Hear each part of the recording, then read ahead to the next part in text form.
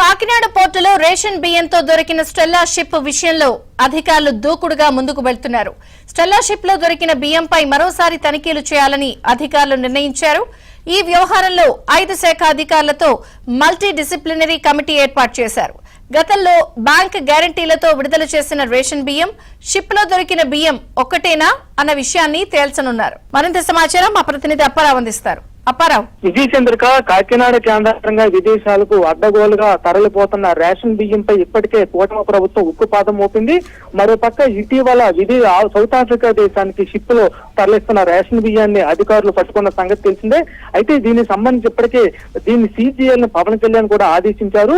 ప్రస్తుతం అయితే దీంట్లో దాదాపు 6,000 మెట్రిక్ టన్నుల రేషన్ బియ్యం గుర్తించే నేపథ్యంలో ఇది కాకుండా ఇంకా ఏమైనా అదనపు సరుకు ఏమైనా ఉందా, అదేవిధంగా గత జూలైలో ఏదైతే 157 కోట్ల విలువైన రేషన్ బియ్యం సీజ్ చేసిన నేపథ్యంలో షిప్ లో ఎగుమతి చేయడానికి సిద్ధం చేసిన బియ్యం అది ఇది ఒకటే కాదా అనే దాని మీద 5 కమిటీ సభ్యులతో అది పూర్తి స్థాయిలో ప్రభుత్వం తనిఖీలకు నిర్ణయించింది. అందులో భాగంగా రేపటి నుంచి సముద్రంలో ఏదైతే సీజ్ చేసిన సిద్ధంగా ఉంది షిప్ లోకి అధికారులందరూ వెళ్లి మొత్తం అణువు తనిఖీ చేయనున్నారు. దీన్ని బట్టి ఇందులో రేషన్ బియ్యం ఇంకా అదనంగా ఏమైనా ఉందా, ఆ బియ్యం తరలిస్తున్న కంపెనీ పేరేంటి, ఈ బియ్యం ఎక్కడి నుంచి